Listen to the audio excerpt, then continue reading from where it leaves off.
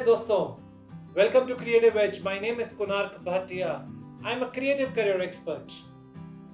आज बीआर्क के बारे में बात करते हैं, तो सीधे चालू करते हैं कि ये बीआर्क होता क्या है।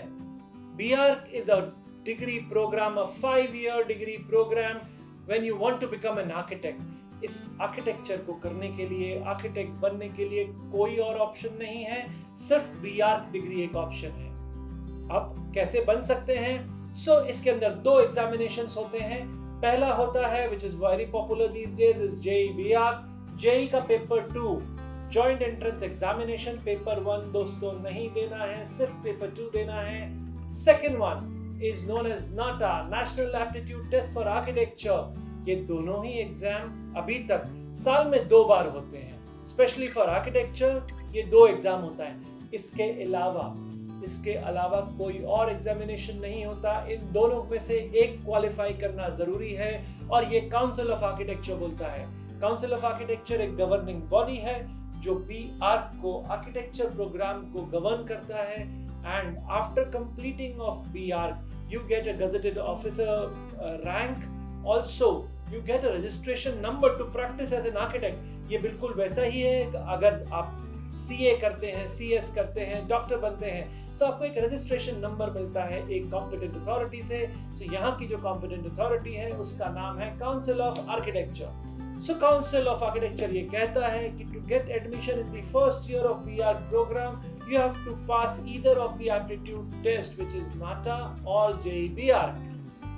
इसके अंदर क्या क्या आता है? सो जनरली 3 सेक्शंस में ये दोनों ही एग्जाम डिवाइडेड होते हैं। इन तीनों सेक्शंस को डिफरेंट तरीकों से पूछा जाता है। तो जेईई की बात करते हैं तो जेईई में 3 सेक्शंस जो है वो है mathematics, aptitude and drawing. Mathematics and aptitude multiple choice question और एनईटी टाइप क्वेश्चंस आते हैं, वेयरइन ड्राइंग पार्ट सब्जेक्टिव आता है। इसका डिटेल्ड डिस्क्रिप्शन की इसमें क्या क्या होता है ये आप हमारे चैनल को सब्सक्राइब करिए, मेरे जेईई पे काफी सारे वीडियोस हैं।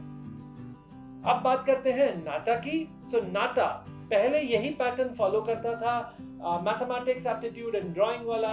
अभी भी सिमिलर फॉलो करता है। 2020 पेंडेमिक ईयर से इन्हें पूरा पैटर्न बदल दिया। अब मैथमेटिक्स, एप्टीट्यूड एंड ड्राइंग आता है। ये पूरा पेपर जो आता है ये multiple choice questions, preferential type questions, multiple selection questions and numerical type questions में डिवाइड हो गया है। तो सब्जेक्टिव पार्ट अब नाटा से हट गया है। चलिए एलिजिबिलिटी की बात करते हैं। तो दोनों ही एग्जाम के लिए आपको 10+2 इन पीसीएम होना जरूरी है। 10+2 मतलब क्लास 12th पीसीएम होना जरूरी है। आप इस साल अगर पास आउट हो रहे हैं क्लास 12 तो भी आप एग्जाम दे सकते हैं। आप पहले भी पास आउट हुए हैं तो दोनों के फॉर्म्स में एलिजिबिलिटी क्राइटेरियाज आते हैं एज वाइज, आप उसे चेक कर सकते हैं डिटेल्ड ब्रोशर में। मैं उसे स्पेसिफिकली यहाँ इसलिए नहीं बताऊंगा क्योंकि हर ब्रोशर में ये चीजें चेंज होती रहती हैं। Second thing, you have to score 75% plus for JEE so that you become eligible for the enrolled college under JOSA. JOSA क्या होता है? JOSA एक अथॉरिटी है जो JEE के बाद आपको बीआर्क सीट अलॉट करती है 9 NITs में, 2 SPAs में, 2 IITs में और 3 CFTIs में। सो टोटल ये जो कॉलेजेस हैं अगर इनमें आप जाना चाहते हैं तो आपको 75% इन क्लास 12 होना जरूरी है एज एन एलिजिबिलिटी क्राइटेरिया। नाटा में एज सच 50% मार्क्स चाहिए आपको पीसीएम में और क्लास 12 में, दोनों में अलग अलग इन एग्रीगेशन भी चाहिए। इसके अलावा अगर आप अच्छा कॉलेज सिलेक्ट करना चाहते हैं तो नाटा स्कोर कैलकुलेशन होता है। नाटा स्कोर कैसे कैलकुलेट होता है? सो नाटा स्कोर एक तो होता है 200 में से नाटा में से आपको नंबर मिलते हैं, दूसरा होता है क्लास 12 का परसेंटेज। इन दोनों को 50-50% वेटेज दिया गया है। चलिए इसका भी मैं आपको एग्जांपल देके समझा देता हूं।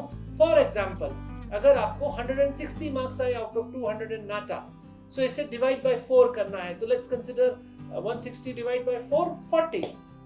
ये हो गया 50% वेटेज आउट ऑफ 100।